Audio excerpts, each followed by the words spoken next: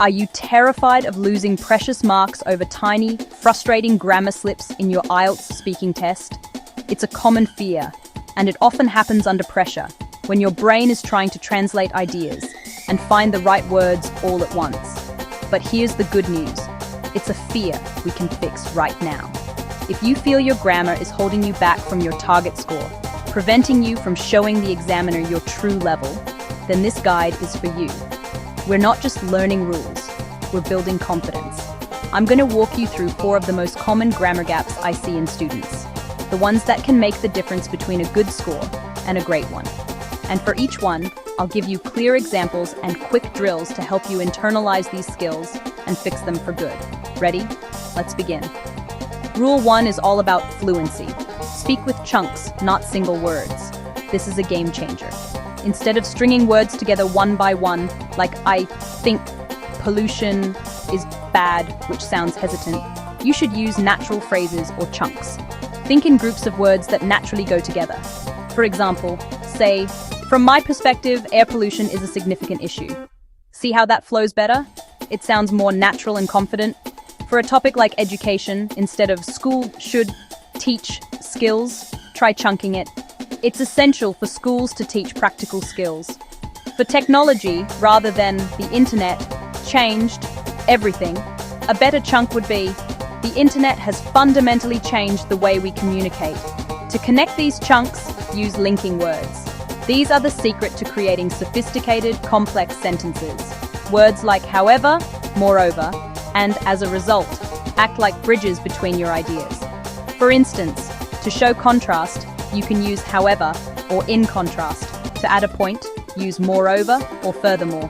To show a consequence, use consequently or therefore. Also, vary your verb forms.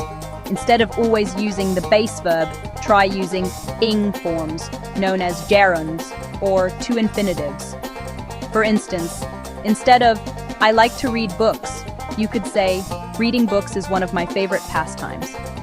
This combination of chunks, connectors, and varied verbs makes your speech sound sophisticated and smooth, directly hitting the high marks for grammatical range. Now, your turn. Try to link these 2 ideas aloud. The internet provides access to information. It can also be a source of distraction. Pause and try it. Did you say something like, the internet provides access to information. However, it can also be a source of distraction? Or maybe, while the internet provides access to information, it can also be a source of distraction. Great job. That's exactly the kind of complex sentence structure examiners are looking for. Next, Rule 2, master the difference between the present perfect and the past simple. This is absolutely crucial for talking about your life and experiences, which is a huge part of the speaking test.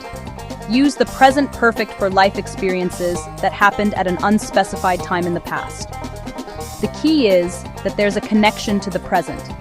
Use the past simple for finished events with a specific time marker, like yesterday, last week, or in 2019. For example, I have visited Rome. That's a life experience. The exact time isn't important, the experience is. But I visited Rome in 2019. That's a finished event at a specific time. Here's another pair.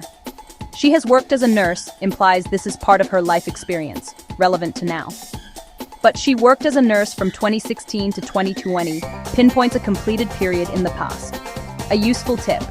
Words like ever, never, just, already, and yet are strong clues to use the present perfect. For example, have you ever tried sushi? Versus, I tried sushi last night. I get that right, and your timeline becomes crystal clear to the examiner. Quick drill. First, talking about a movie you saw last weekend. Which tense?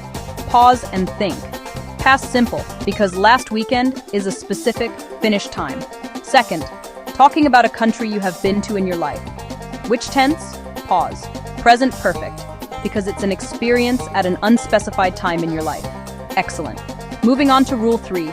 Use conditionals to make hypothetical situations sound natural. This is how you show the examiner you have excellent grammatical range and can talk about possibilities, dreams, and regrets. There are 4 main types, and they each have a clear pattern. The 0 conditional is for general truths, using the pattern if plus present, present. For example, if it rains, the ground gets wet. The first conditional is for real future possibilities, using if plus present will plus base verb. If I have time tomorrow, I will call you. The second is for unreal or imaginary situations in the present or future. The pattern is if plus past with plus base verb. If I had $1 million, I would travel the world. And the third is for unreal situations in the past, often expressing regrets. The pattern is if plus had plus past participle would have plus past participle. If I had studied harder, I would have passed the exam. A common mistake is mixing up the second and third. Remember, second is for now or the future. Third is for the past. Matching the right conditional to the situation shows impressive control. Let's practice. First, you're giving advice about a likely future event. If you the beginning of the movie, pause. You should use the first conditional. If you arrive late, you will miss the beginning of the movie. Now, if you're talking about a dream to live on a tropical island, which conditional fits? Pause. The second conditional. If I lived on a tropical island, I would go swimming every day. Perfect. Finally, Rule 4. Use modals and contrastive phrases to express your opinion with nuance. Don't just say, I think. That's too simple. To get a high score, you need to show you can express your views with different degrees of certainty and balance. Level up your language. Use phrases like, I firmly believe, or I would argue that, to show conviction. Use modal verbs like might, could, should, or must to soften or strengthen your point. For example, the government should invest more in public transport. To present a balanced view, use contrastive phrases like on the one hand, followed by on the other hand, or even though some people think X, I feel that Y. This demonstrates your ability to handle complex ideas. For example, instead of social media is bad, try this. While some argue that social media can be detrimental to focus, I would argue it might also enhance collaboration, provided it's used mindfully. See the difference? It's thoughtful and advanced. So let's recap the 4 fixes that will transform your speaking score. 1. Speak in chunks with connectors to boost your fluency and complexity. 2. Use present perfect for life experiences and past simple for finished events to make your timelines clear. 3.